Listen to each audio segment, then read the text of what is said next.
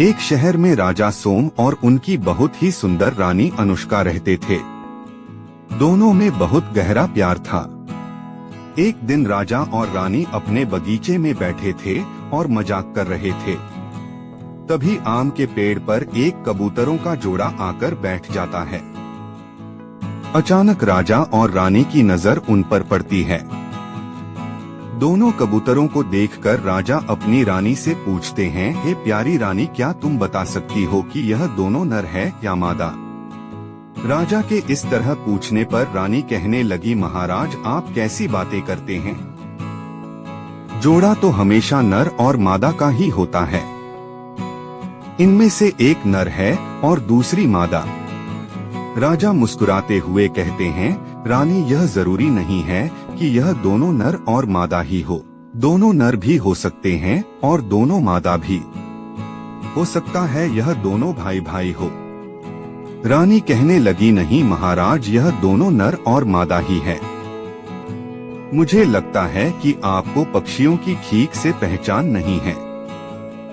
राजा बोले, नहीं यह दोनों नर ही है। इस तरह राजा और रानी के बीच उन पक्षियों को लेकर बहस होने लगी। राजा ने कहा कि दोनों नर है और रानी कह रही थी कि एक नर और एक मादा है।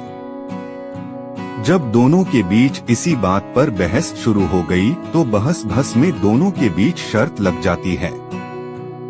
राजा ने कहा, ठीक है, अगर यह दोनों नर निकले तो मैं तुम्हें देश से निकाल दूंगा, और अगर यह नर और मादा हुए तो मैं खुद 14 साल के लिए देश से बाहर चला जाऊंगा।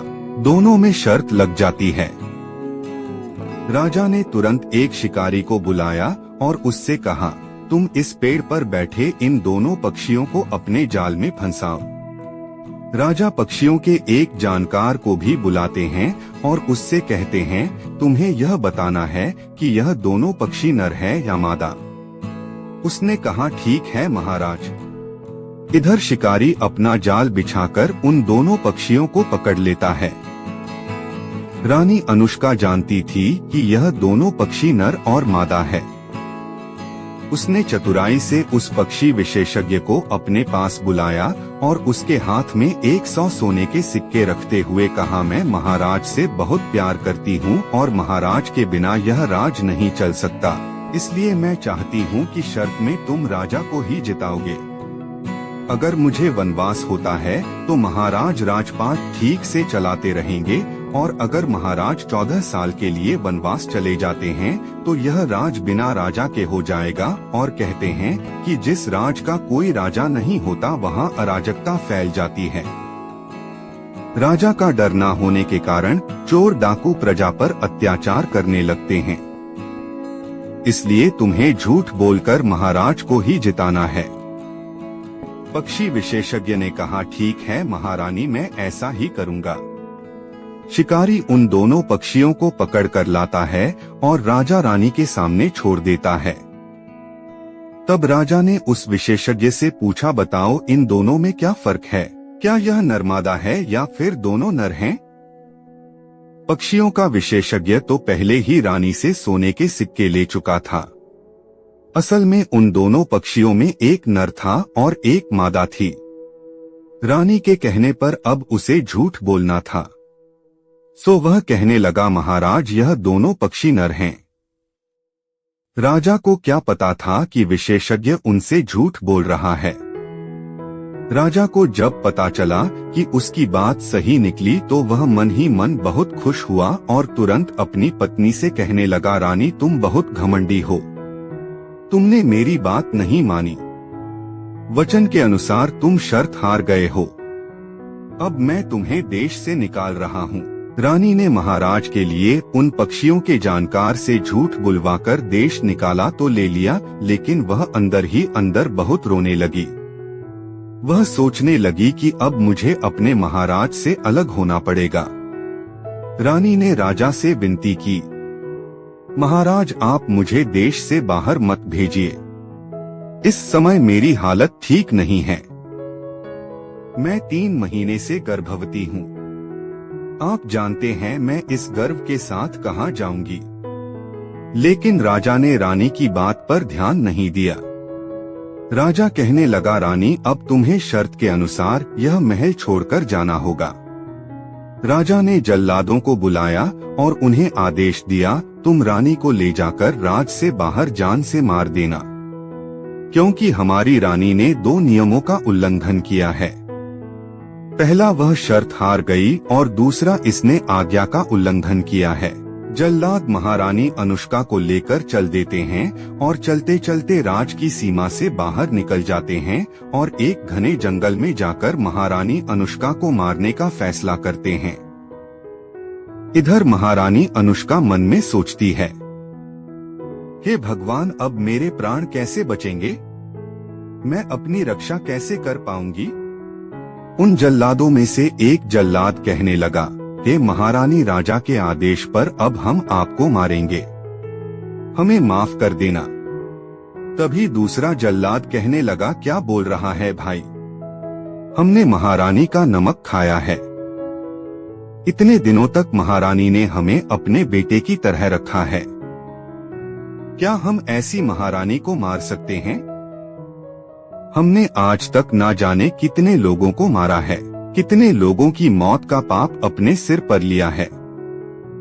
आज एक अच्छा काम कर देते हैं। तीसरा जल्लाद उसकी हाँ में हाँ मिलाकर कहता है, बात तो तुम्हारी ठीक है, महारानी को मारकर हम बहुत बड़ा पाप करेंगे। क्यों ना हम महारानी को मारने के बजाय इसी जंगल में जीवित छोड़ दें और किसी तरह से राजा को समझा दे कि हमने रानी को मार दिया है। इस तरह जल्लादों ने आपस में बात की और महारानी को पूरी बात बताई। जल्लादों ने कहा, राजा ने हमें आपको मारने का आदेश दिया है, लेकिन हम आपको मारेंगे नहीं।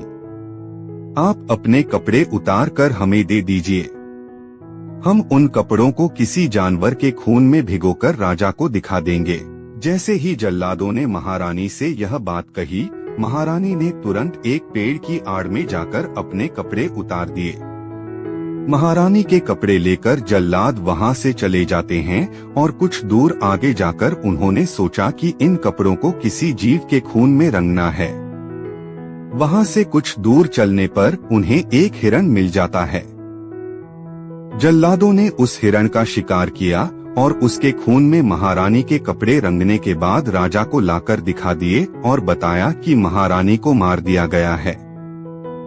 महारानी की मृत्यु की खबर सुनकर राजा सोम पर कोई फर्क नहीं पड़ता है। राजा तो अपने राजकाज में व्यस्त हो जाता है। उधर बेचारी महारानी गर्भावस्था में बिना कपड़ों के झाड़ियों में छिप छिप कर अपना समय काट रही थी। भूख लगने पर पेड़ों के पत्ते और फल खा लिया करती थी।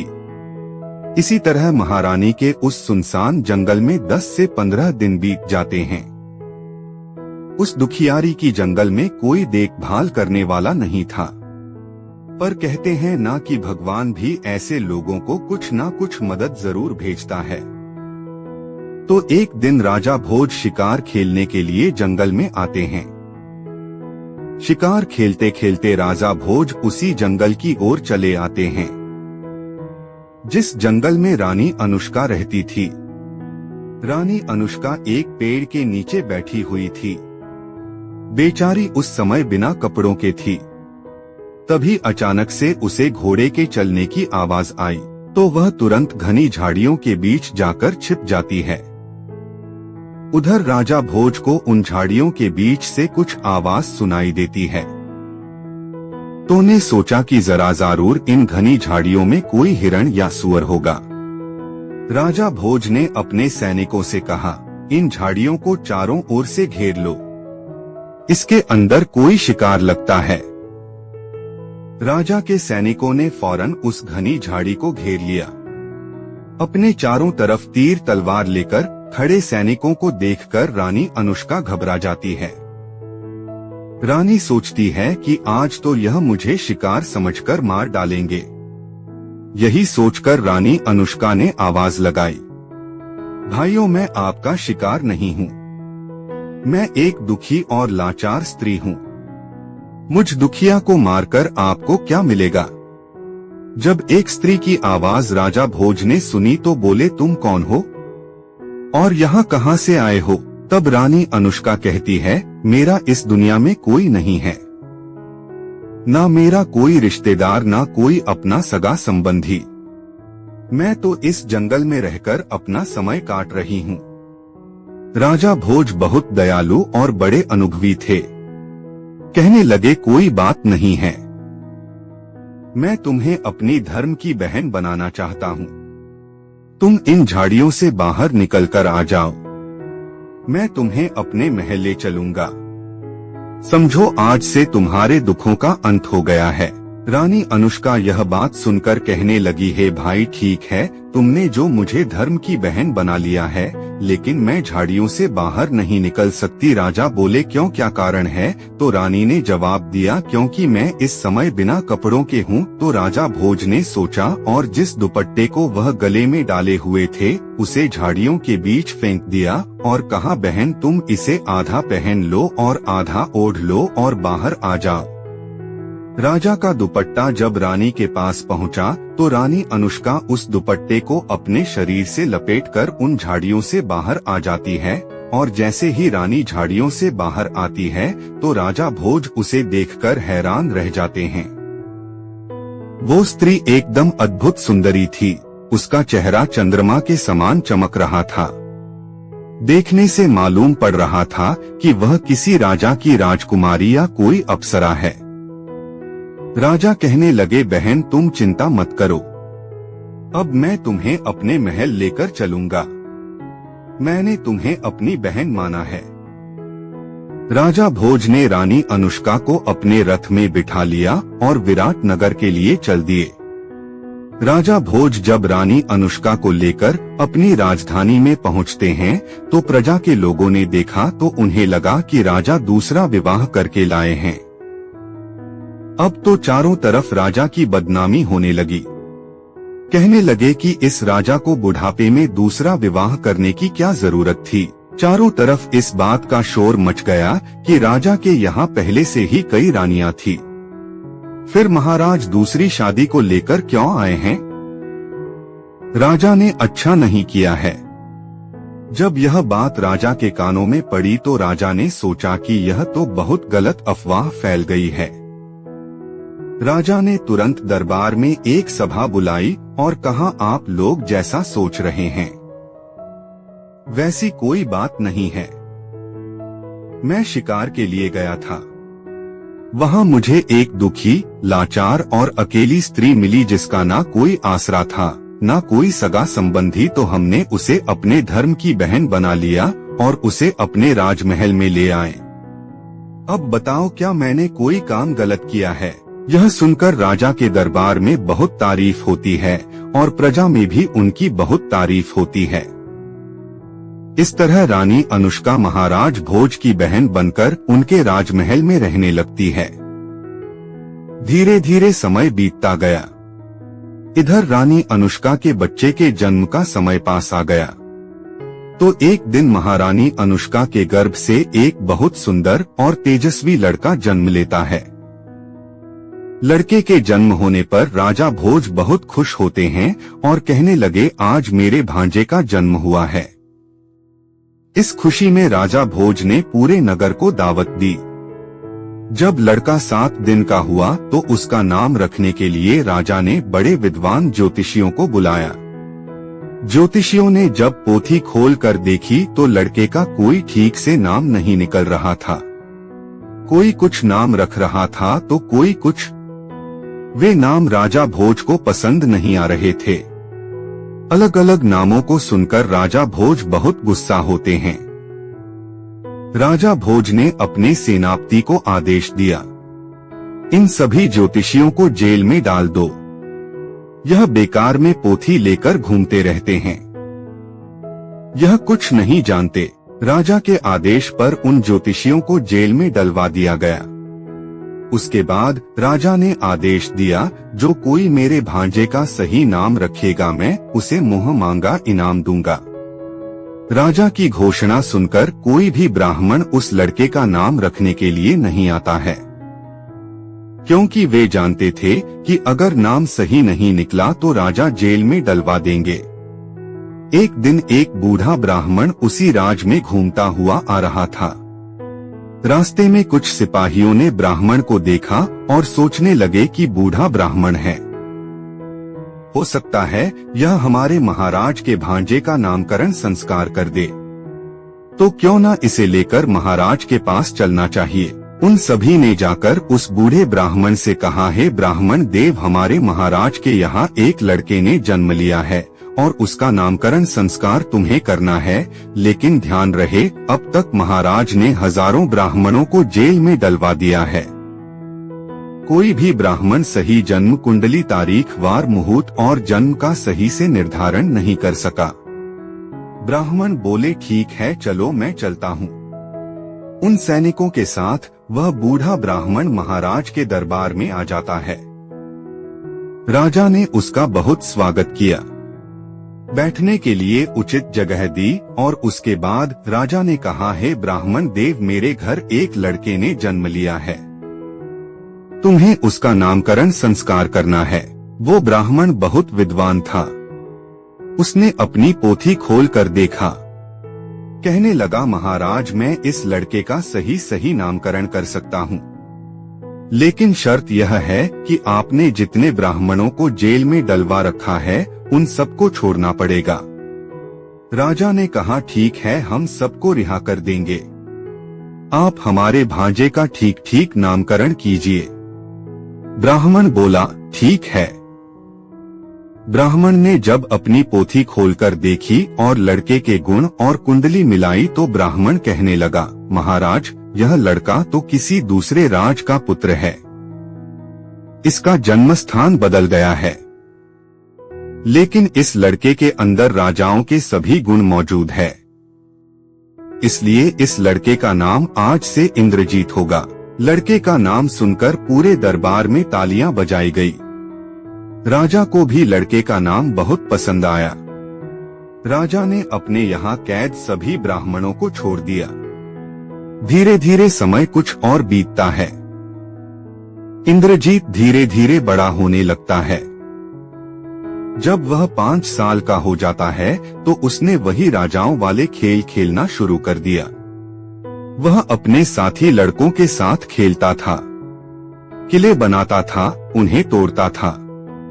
घुड़सवारी करना, तलवारबाजी करना और धनुष पर बाण चढ़ाना बचपन से ही उसके खेल बन गए थे। लड़के की कुशलता को देखकर राजा बहुत खुश होते थे।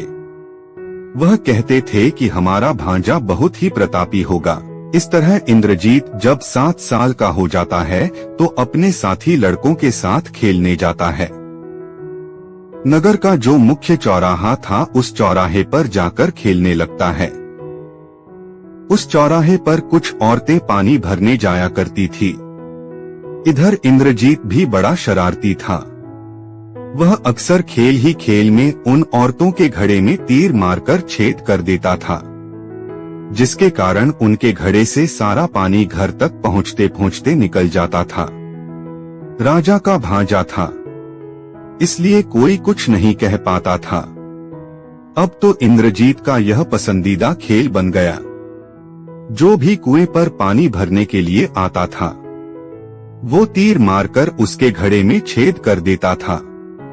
अब तो पूरे नगर में हाहाकार मच गया, क्योंकि किसी के घर एक बूंद पानी ही नहीं पहुंचता था।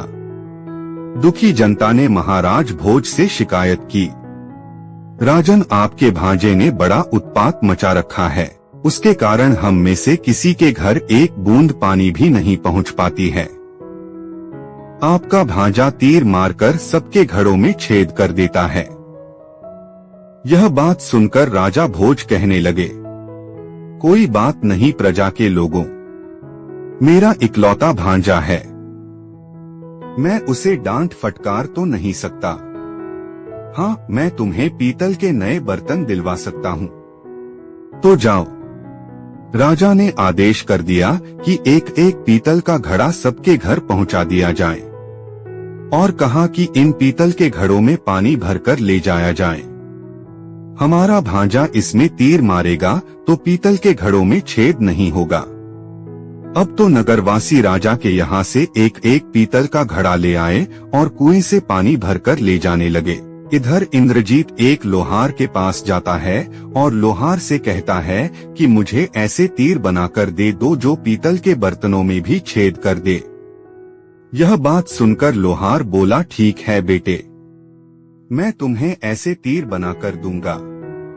इसके बदले में मैं तुमसे 100 सोने के सिक्के लूंगा। इंद्रजीत 100 सोने के सिक्के देकर लोहार से उन तीरों को बनवा कर ले आता है और अगले दिन उसी चौराहे पर जाकर खेलने लगता है।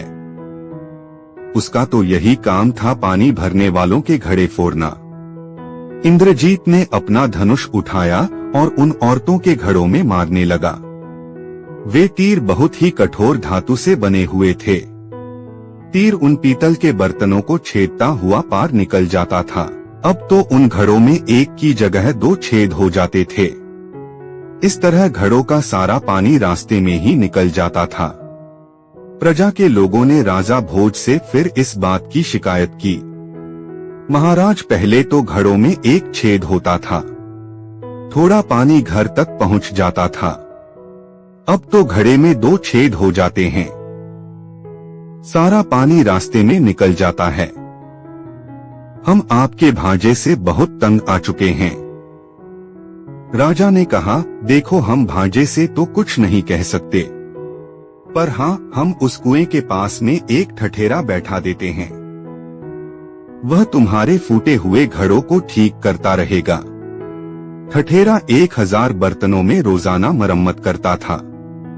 इंद्रजीत उन्हें रोज फोड़ देता था। एक दिन की बात है, इंद्रजीत उस चौराहे पर नहीं जाता है। उस दिन अपने दोस्तों को साथ लेकर जंगल में खेलने के लिए जाता है। जंगल में पहुंचकर उसने एक रेतीली जगह पर लड़कों के साथ किले बनाए। उसके बाहर 2 पहरेदार बैठा दिए और किले पर हमला करने के लिए अपने कुछ साथी लड़कों से कहा और खुद उसका रक्षक बनकर खड़ा हो गया। इंद्रजीत इसी तरह से खेल रहा था कि उसी समय एक सरदार वहां से गुजरता है। सरदार के पास लाखों की संख्या में ऊंट और गाय थी। सरदार का काम था राजाओं के माल को एक जगह से दूसरे राज पहुंचाना। सरदार अपने साथियों के साथ चला रहा था। लाखों ऊंट उसके साथ थे। सरदार ने जब रास्ते में लड़कों को खेलते हुए देखा तो कहने लगा, बालकों, यहाँ से दूर हट जाओ। इंद्रजीत निडर और निर्भय था। वो कहने लगा, तुम कौन हो? तुम कोई हमला करने वाले हो जो मेरे किले पर हमला करने आया है? मैं अपने किले की रक्षा कर रहा हूँ। तुम अपने ऊंट लेकर दूसरे रास्ते से निकल जाओ। इंद्रजीत की यह बात सुनकर सरदार बहुत गुस्सा हो जाता है। सरदार भी कुछ हैसियत रखता था, राजाओं के साथ उठता बैठता था। सरदार कहने लगा, अरे जिद्दी लड़के, मेरा रास्ता छोड़ दे। इंद्रजीत भी अपनी जिद पर अड़ा था। दोनों के बीच लड़ाई होती है, लेकिन इंद्रजीत पीछे नहीं हटता। तब सरदार को गुस्सा आ गया। उसने गुस्से में आकर इंद्रजीत के गाल पर 2 थप्पड़ जड़ दिए। सरदार से थप्पड़ खाकर इंद्रजीत रोता हुआ अपने घर आ जाता है और अपने मामा राजा भोज से कहता है, मामा जी, आज मैं जंगल में खेलने गया था। वहाँ एक सरदार आया जो खुद को विक्रम सरदार कह रहा था। उसने मेरे किले को तोड़ दिया और मुझे भी मारा। इंद्रजीत की यह बात सुनकर राजा बहुत गुस्से से बोले, बेटा, तुम चिंता मत करो। जिसने तुम्हें मारा है, मैं उसे अभी सबक सिखाकर आता हूँ। इस तरह अपने कुछ सैनिकों को लेकर राजा भोज चल देते हैं। उधर विक्रम सरदार अपने साथियों के साथ चला आ रहा था। राजा ने जाते ही विक्रम सरदार के कई आदमियों को मार डाला। इधर विक्रम सरदार को खबर मिली कि राजा भोज ने हम पर हमला कर दिया है, तो विक्रम सरदार घबरा जाता है। उसने देखा कि महाराज ने हमला किया है। महाराज कोई लुटेरे थोड़ी है। क्या वजह है जो राजा नाराज है? तो विक्रम सरदार अपने हाथ जोड़कर राजा के सामने खड़ा हो जाता है और कहने लगा, महाराज, क्या कारण है? क्या आपने हमारे इतने साथियों को मार डाला? राजा बोले, हे विक्रम सरदार, मैं तुझे जिंदा नहीं छोड़ूंगा। विक्रम सरदार बोला, महाराज मेरा कसूर क्या है? राजा ने कहा, मैंने अपने भांजे को बड़े प्यार से पाला है और तूने उसे 2 थप्पड़ मारे। अब तो विक्रम सरदार महाराज के पैरों में गिर जाता है। महाराज मुझसे गलती हो गई, मुझे माफ कर दो। मैं नहीं जानता था कि यह लड़का आपका भांजा है। इस तरह विक्रम सरदार ने 1 लाख सोने के सिक्के राजा को देकर अपनी गलती की माफी मांगी। राजा भोज भी सरदार से 1 लाख सोने के सिक्के लेकर खुश हो जाते हैं और उसे अपने दरबार में बुलाकर लाते हैं। अपने भांजे इंद्रजीत से सरदार का परिचय कराते हैं। इस तरह विक्रम सरदार राजा भोज के यहाँ मेहमान बनकर ठहर गया। राजा उसे अपने नगर में घुमाते हैं। सरदार राजा भोज का दोस्त बन जाता है। राजा के महलों में रहते हुए सरदार को कई दिन बीत जाते हैं। घूमते फिरते उसकी नजर एक दिन इंद्रजीत की माता रानी अनुष्का पर पड़ जाती है। रानी अनुष्का देखने में बहुत सुंदर थी। उसे देखकर सरदार की नीयत खराब हो जाती है और कहने लगा, यह तो बहुत सुंदर स्त्री है, यह तो हमारी पत्नी बनने के लायक है। सरदार ने राजा से पूछा, यह स्त्री कौन है? राजा भोज ने बताया, यह हमारी बहन है और जिस लड़के को तुमने मारा था वो लड़का हमारी इसी बहन का बेटा है। सरदार विक्रम बोला, अब तो हमें आपकी बहन से मिलकर माफी मांगनी चाहिए। इसी बहाने से सरदार रानी अनुष्का के पास जाता है और उससे अपनी गलती की माफी मांगता है। रानी पर उसकी नीयत खराब तो हो ही चुकी थी। उसने क्या किया कि एक अनोखा हार रानी अनुष्का को भेंट किया और कहा, तुम जैसे राजा भोज की बहन हो उसी तरह तुम मेरी भी बहन हो और यह हार मैं तुम्हें तोहफे में देता हूँ। हार पाकर रानी बहुत खुश हो जाती है। उसे भी लगता है कि जब वह मुझे बहन मान रहा है तो मुझे भी उसका सम्मान करना चाहिए। इसलिए रानी अनुष्का ने अपने महल में उसे खाना खिलाया। सरदार को रहते हुए जब काफी समय बीत जाता है तो एक दिन राजा से कहता है, हे राजन, आपकी बहन को मैं अपनी बहन मानता हूँ। हे राजन, यह बहन काफी समय से आपके पास रह रही है। यदि आपकी अनुमति हो तो मैं इस बहन को और मेरे भांजे को कुछ समय के लिए अपना नगर दिखाना चाहता हूँ। दोनों लोग मेरे यहाँ भी घूमकर देख लेंगे और ज्यादा दिनों की बात नहीं है। थोड़े दिन बाद मैं इन्हें यहाँ छोड़ जाऊंगा।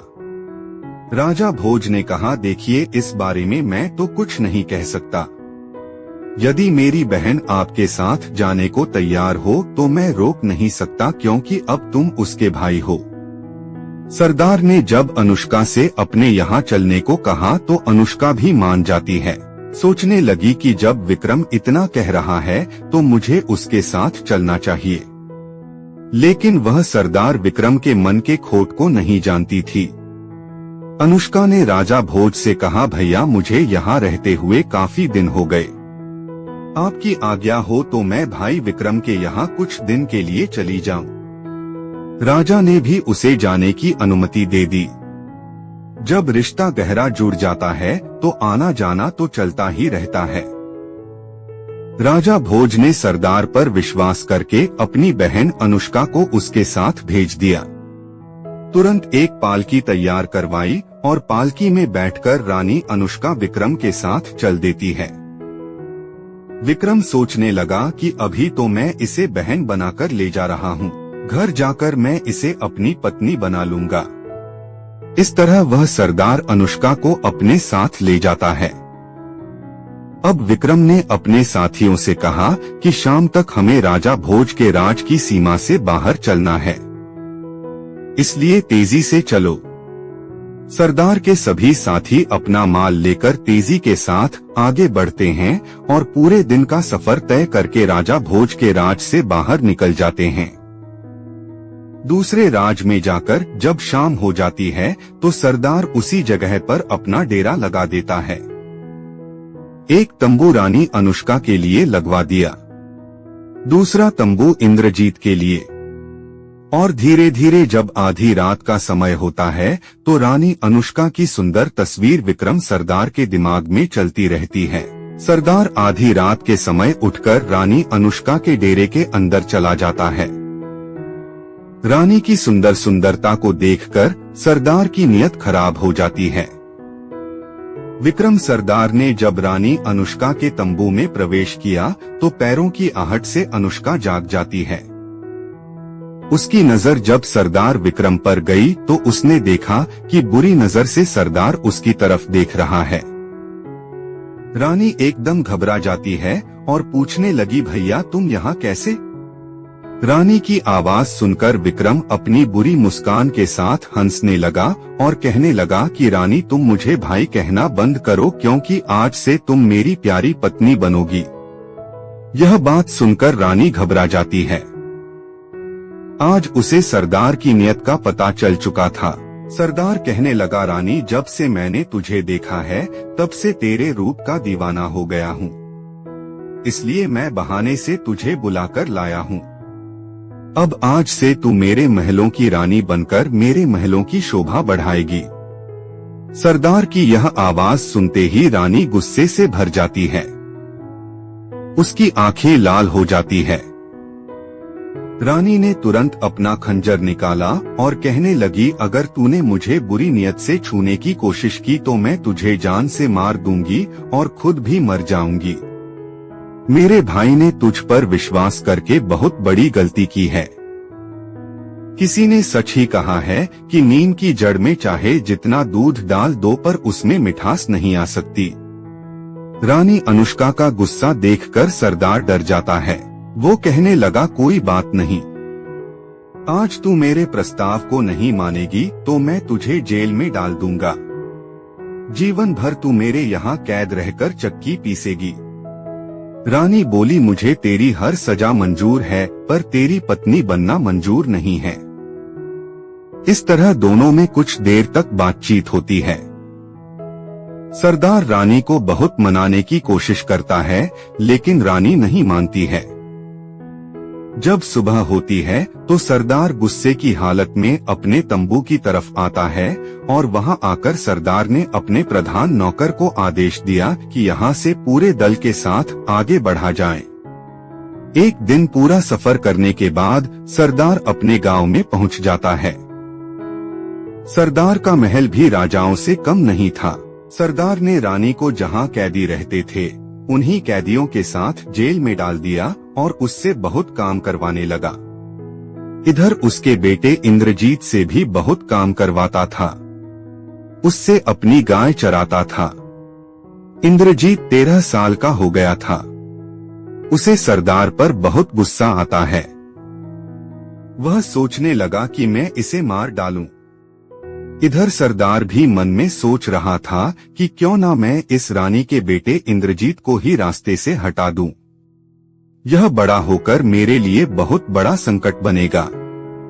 ऐसा सोचकर सरदार ने इंद्रजीत को अपने पास बुलाया और कहा कि बेटा, आज तुम्हें हमारे साथ खाना होगा। आज मैं तुम्हें अपने हाथों से स्वादिष्ट भोजन कराऊंगा। इंद्रजीत ने मन में सोचा कि आज तो सरदार मुझ पर बहुत खुश है, लेकिन वह उसके मन की चालाकी को नहीं जानता था। सरदार ने खाने में जहर मिला दिया और इंद्रजीत को खिला दिया। जहर वाला खाना खाने के बाद इंद्रजीत बेहोश हो जाता है। सरदार ने उसके हाथ, पैर और मुंह पर कपड़ा लपेटा और एक घोड़े पर रखकर उसे जंगल में ले जाता है। जंगल में एक खंडहर जैसा कुआं था। कुएं में पानी भरा हुआ था। सरदार ने इंद्रजीत को बेहोशी की हालत में उसी कुएं में डाल दिया। जहर वाला खाना खाने से इंद्रजीत की मौत हो चुकी थी। उसका मरा हुआ शरीर पानी के अंदर गहराई में चला जाता है। सरदार रानी पर बहुत अत्याचार करता था। बेचारी पूरे दिन आटा पीसती रहती थी। बेचारी की बहुत ही दयनीय हालत हो चुकी थी।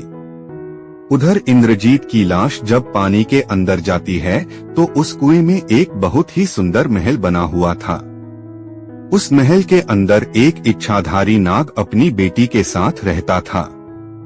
उसकी बेटी का नाम राजेश्वरी था। एक दिन राजेश्वरी घूमने के लिए निकलती है और नाग भी कहीं घूमने के लिए चला जाता है, तो उसने कुएं में देखा कि एक सुंदर युवक जिसकी उम्र लगभग 13 साल की होगी मरे हुए पड़ा हुआ है। उस लाश को देखकर वह एकदम विचलित हो जाती है। सोचने लगी कि किसने मारकर इसको यहाँ डाला है। इंद्रजीत के मरे हुए शरीर को राजेश्वरी बाहर निकाल लेती है। उसे उठाकर अपने महल में ले जाती है। महल में उसे ले जाकर एक कोने में रख लेती है। तभी उसका पिता नाग आ जाता है। नाग ने अपनी बेटी से पूछा, बेटी तुम यह किसे लेकर आए हो? तब वह कहती है, पिताजी मैं नहीं जानती यह कौन है, यह इस कुएं में मरा हुआ पड़ा था, मैं इसे पानी से बाहर लेकर आई हूँ। जब नाग ने इंद्रजीत के चेहरे से कपड़ा हटाया तो वह उसे देखकर देखता ही रह गया। इंद्रजीत बहुत सुंदर था। सोचने लगा कि इतने सुंदर नौजवान को भला किस दुष्ट ने मारा है। नाग ने अपनी नागमणि लेकर इंद्रजीत के मरे हुए शरीर से लगाई तो वह एकदम से जीवित हो जाता है। इंद्रजीत के जीवित होने पर नाग और उसकी बेटी ने पूछा कि तुम कौन हो और इस कुएं में कैसे आए? किसने तुम्हें कुएं में मार कर डाल दिया था? उस समय इंद्रजीत की याददाश्त खत्म हो चुकी थी। उसे कुछ याद नहीं था। कहने लगा, मुझे कुछ याद नहीं है कि मैं कौन हूँ और यहाँ कैसे आया। नाग ने मन में सोचा कि मेरी बेटी भी शादी के लायक है और इससे सुंदर युवक भला मुझे कहाँ मिल सकता है। क्यों ना मैं अपनी बेटी की शादी इसके साथ कर दूं। यही सोचकर नाग ने कहा, बेटा तुम मेरे यहाँ आराम से रह सकते हो, यहाँ तुम्हें कोई दिक्कत नहीं होगी। यह मेरी बेटी है और मैं इसकी शादी तुम्हारे साथ कर दूंगा। इंद्रजीत भी नाग की बेटी के साथ शादी करने के लिए राजी हो जाता है। तो नाग ने अपनी बेटी की शादी इंद्रजीत के साथ करा दी। अब दोनों बड़े आराम से उस महल में रहते हैं।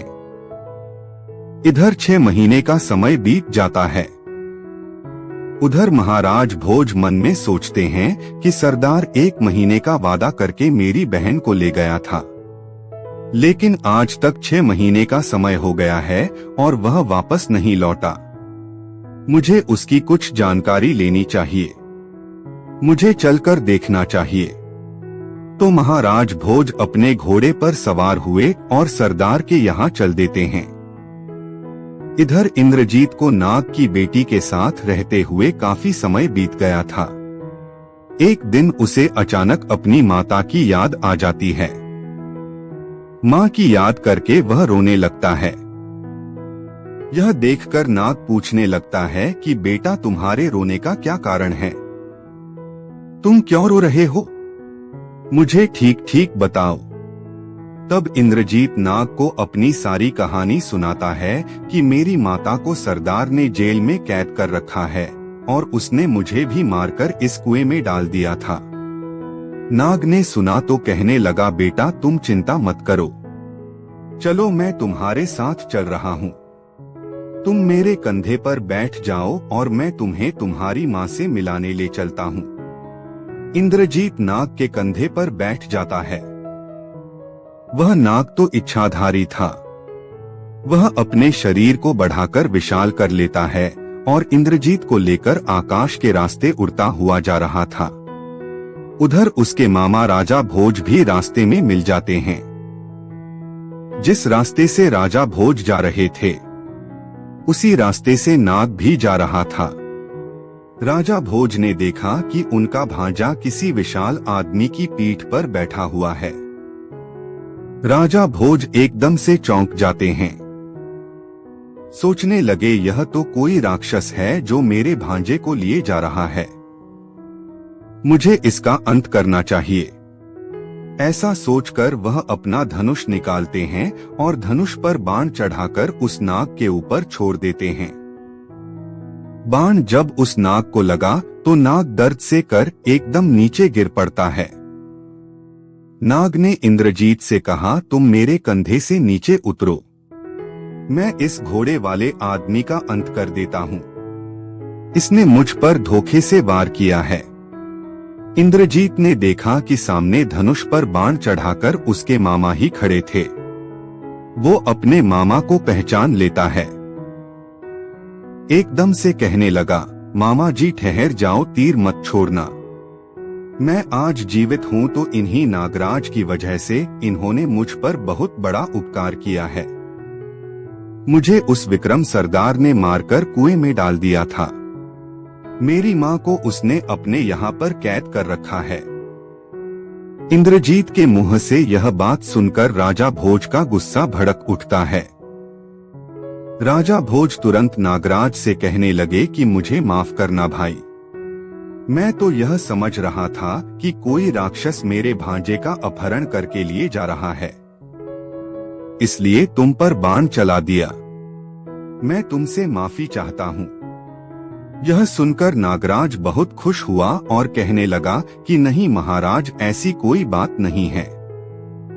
मैं तो तुम्हारे भांजे और अपने मेहमान को लेकर उस सरदार को सबक सिखाने जा रहा था। मैं उसको जिंदा नहीं छोड़ूंगा। इस तरह तीनों आपस में बात करने लगे। बात करने के बाद सरदार से बदला लेने के लिए चल देते हैं। उधर रानी अनुष्का के पति राजा सोम ने सोचा कि मैंने अपनी रानी को देश से निकाल दिया है, उसके बाद मेरी किसी और रानी से कोई संतान पैदा नहीं हुई, मेरा तो वंश ही खत्म हो जाएगा। उसी दिन राजा सोम उसी सरदार विक्रम के पास आते हैं, क्योंकि सरदार का राजा के साथ उठना बैठना था। उसका खुद का भी राजाओं जैसा किला था। ठीक उसी तरह के दिखावे के साथ उसने भी अपनी एक छोटी सी रियासत बना रखी थी। राजा सोम जब सरदार विक्रम के यहाँ आते हैं तो उनका खूब आदर सत्कार होता है। सरदार यह नहीं जानता था कि जिस रानी को मैंने अपने यहाँ कैद कर लिया है, वो रानी इन्हीं राजा सोम की पत्नी है। राजा सोम भी नहीं जानते थे कि जिस रानी को मैंने मरवा दिया है वह अभी जीवित है और इसी सरदार की कैद में है। इधर राजा सोम सरदार की सभा में बैठे हुए थे। उधर राजा भोज, इंद्रजीत और नागराज भी आ जाते हैं। उन तीनों ने जाकर सरदार विक्रम को ललकारा और कहने लगे कि सरदार, अब तू जीवित नहीं रहेगा, आज हम तुझे जिंदा नहीं छोड़ेंगे। सरदार ने जब इंद्रजीत को जीवित देखा और उसके साथ में राजा भोज को देखा तो उसके पैरों के नीचे से जमीन खिसक गई। सरदार एकदम से घबरा गया और अपने सिंहासन पर चुपचाप बैठा रहा। इतने में राजा सोम राजा भोज से कहने लगे कि महाराज, सरदार हमारा दोस्त है और आप इसे क्यों मारना चाहते हैं। तब राजा भोज ने राजा सोम को सारी कहानी सुनाई कि महाराज, इस दुष्ट सरदार ने मेरी धर्म की बहन को बहुत तकलीफें दी है। यह मेरे धर्म का भांजा है। एक बार की बात है महाराज, मैं जंगल में गया था। वहां मुझे एक दुखी, लाचार और अकेली स्त्री मिली जिसका कोई सगा संबंधी नहीं था। उस स्त्री को धर्म की बहन बनाकर मैं अपने घर ले गया। इस दुष्ट सरदार से मेरी दोस्ती थी, इसलिए यह भी उसे अपनी बहन बनाकर कुछ दिनों के लिए अपने साथ बुला लाया। लेकिन इसके दिमाग में कुछ और ही चल रहा था, जिसे मैं ना पढ़ सका।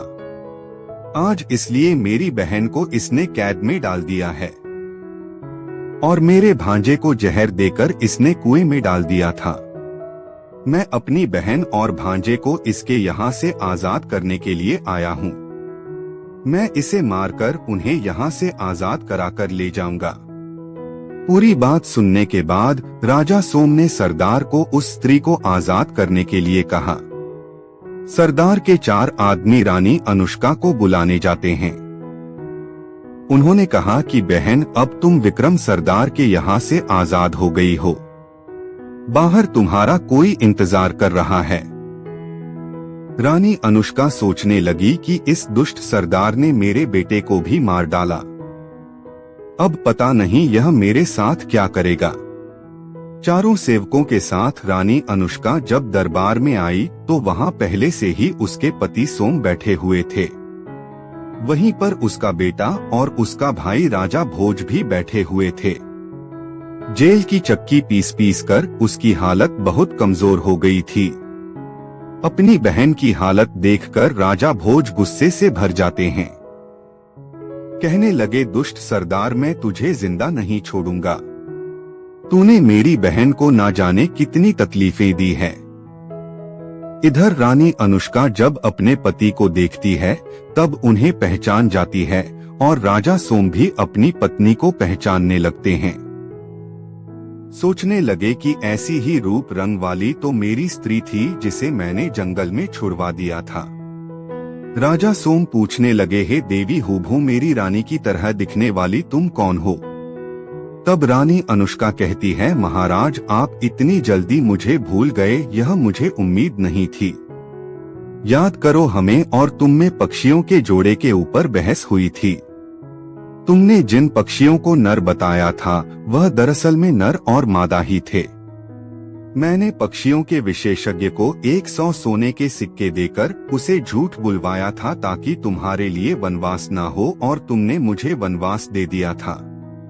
लेकिन जल्लादों ने मुझे मारा नहीं, मुझे जीवित छोड़ दिया और यह मेरे धर्म के भाई राजा भोज मुझे सम्मान सहित अपने घर ले आए।